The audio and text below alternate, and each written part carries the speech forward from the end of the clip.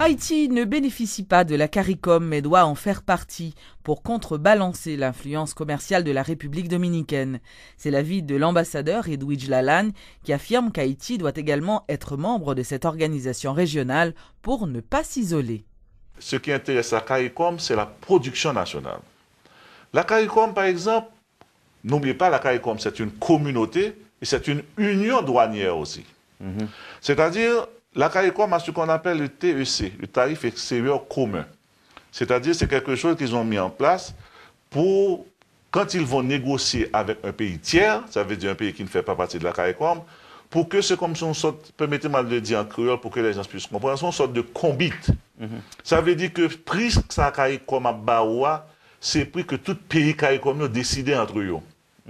Maintenant, il y a un grand problème. Haïti, malgré tout ça, on a plein au niveau de la douane.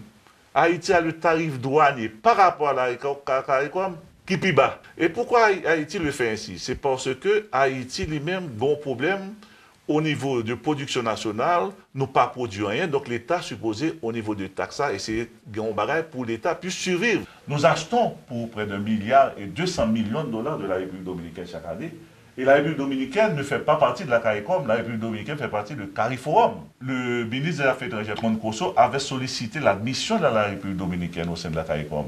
Ils ont refusé. Parce que ce qui intéresse ces hommes-là, c'est, comme tu l'as dit, c'est 10 millions d'habitants en Haïti, il faut pouvoir vendre à Haïti. C'est un marché important. Mais nous autres, nous devons maintenant non seulement redéfinir nos relations avec la République dominicaine, et puis avoir une production nationale, et une production industrielle, une production culturelle. Nous pouvons vendre, nous pouvons tirer profit de la CARICOM. Et comme je le dis tantôt, notre présence au sein de la CARICOM nous fait voir l'état de notre situation. Nos grands problèmes au sein de la CARICOM, c'est au niveau, parce qu'on voit très mal nos relations économiques, c'est-à-dire, comme je l'ai dit toujours, nous sommes une province économique de la République dominicaine et nous ne pouvons pas acheter des produits de la République dominicaine pour pouvoir les vendre sur le marché extérieur de la CARICOM.